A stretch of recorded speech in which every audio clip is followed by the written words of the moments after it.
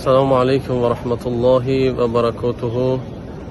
هموطنان عزیز، برادران و خواهران در هر کجا که هستین، لباس عزت و عفت در تن داشته باشین.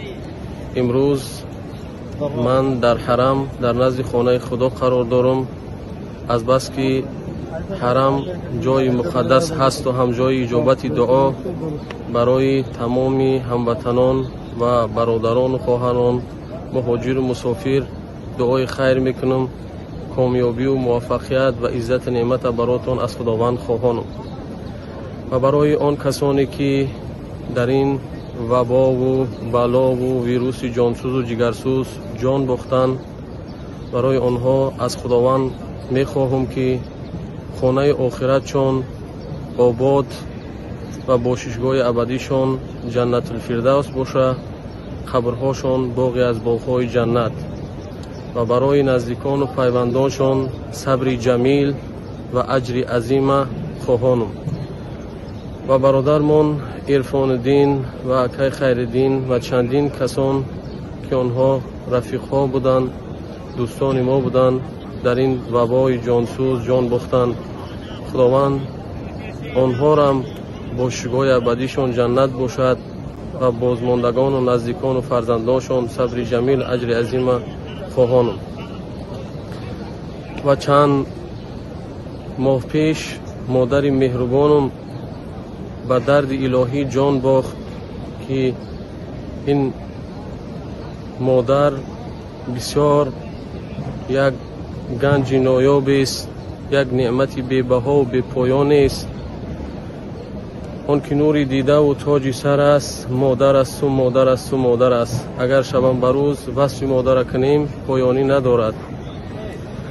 من برای مادر غمخوار و مهربان و دلسوزم دعا میکنم که خداوند جات جنت الفردوس باشه، قبرت باغی از باغهای جنت باشه، یک روزانه و پنجره از جنت الفردوس به قبرت گشاده باشه.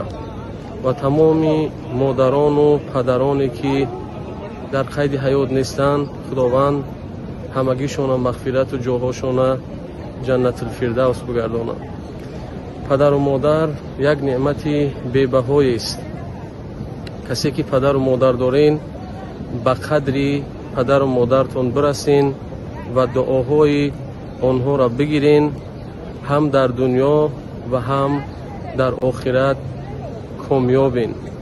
خوش به حال آن کسی که دعای پدر و مادرش داره میگیره و به قدر آنها امروزها میرسه. و خداوند موفق و مؤید و سربلند باشین. خداوند این تنجی و آرامی و آسودگی و صلح و ثباتی که در وطن عزیز ما تاجیکستان است، با برکت این خانه‌اش، با برکت این زائرین، این آرامی و امنیت در وطن عزیز ما پایدار باشد، استوار باشد، برقرار باشد. در خانه هر یک فرد تاجیک لبخند باشد و اشک شادی باشد، دائم خرسندی باشد، اتفاقی و اتحادی و اخوتی و برادری پایدار و استوار و برقرار باشد. این ویروس، این بلا، این وبای جانسوز و جگرسوز خداوند از سراسر دنیا و از تاجیکستان الله برداشته بکند. آمین یا رب العالمین. آمین.